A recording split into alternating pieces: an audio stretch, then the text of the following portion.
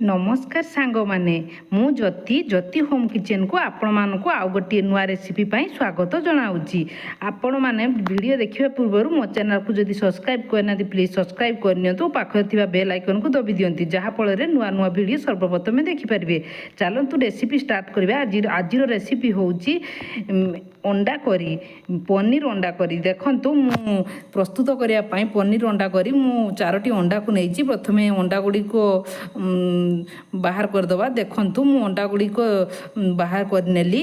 एबे सब अंडा को बाहर करनेली। एबे सेतिरे स्वाद अनुजाई लुण को देली। देखु गोटे चामच जीरा को देली। से सबू देला परे मु भल से चामच साहाय्य भल से फेंटई देली। देखु भल से फेंटिबे जिते भल से फेंटिबे ताहा भल से फुलिब। देखु मु भल से फेंटी देइची। मु स्टीम करने गोटे बाउल नहीं से किसी तेल को देली। तेल को हाथ साहाय्य चारिआडे करदेली। देखु मु एबे सेतिरे गुड़ी रखी अंडा को देली। देखु मु सब अंडा को से देदेली। मु आगरू गैस रे कढ़ई रे गरम पानी कर नहीं। देखु एबे बाउलटी को मझीरे देली। से सब देला परे मु कभर करी अंडा सीझापी छाड़ी। देखु मु आपण मानक 15 मिनट पर देखी दौची अंडा भल से सीझी सारी। एबे ताहाकू काढ़ी रखिबा। ताहा ठंडा हैला परे ताहाकू कट करिबा। देखु ठंडा हवापाई हल्का ठंडा हवापाई छाड़िबा। ता मझीरे आमे मसला प्रस्तुत करदेवा। अंडा करी पाई मसला प्रस्तुत करने मु किछि सरिष तेल को देली। तेल गरम हैला परे गोटे चामच मु चीनी को देली। चीनी तेल रे भल से कलर हैला परे मु गोटे चामच जीरा को देली। जीरा देला परे मु 2टी पियाज को काटी नहीं ताहा को देली।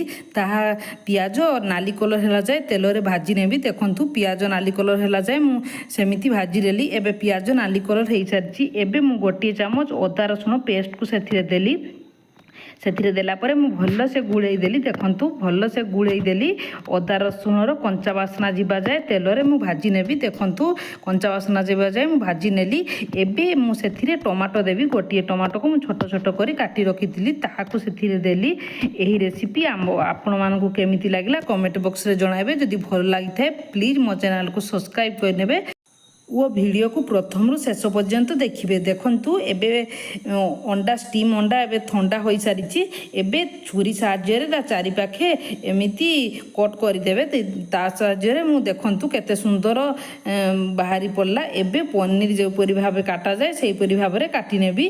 देखु मु काटी नेली।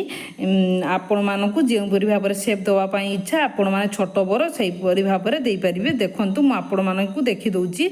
देखु मु गोटे पनीर आकार रे काटी आपण मानकू देखी दौची।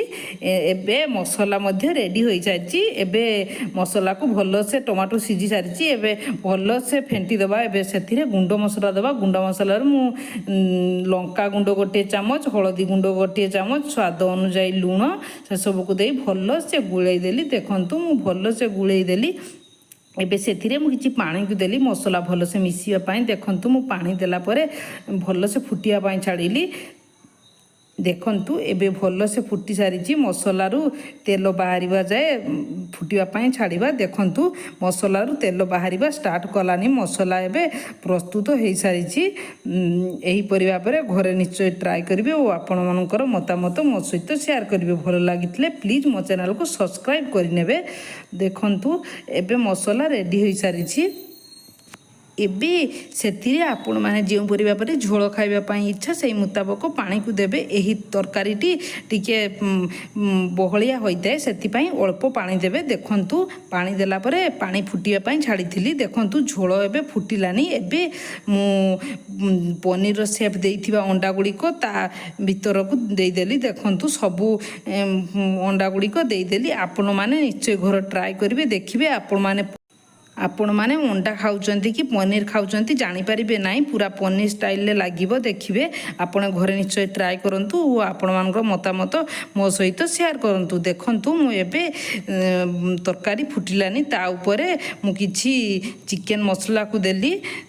वो किछि कस्तूरी मेथी पत्र को देली। देखंतु मु किछि कस्तूरी मेथी पत्र को देली। ଦେଖନ୍ତୁ ଏହି ରେସିପି ଆପଣମାନଙ୍କୁ ଘରେ ନିଶ୍ଚୟ ଟ୍ରାଏ କରିବେ। ତରକାରୀ ଏବେ ଫୁଟି ସାରିଲାନି।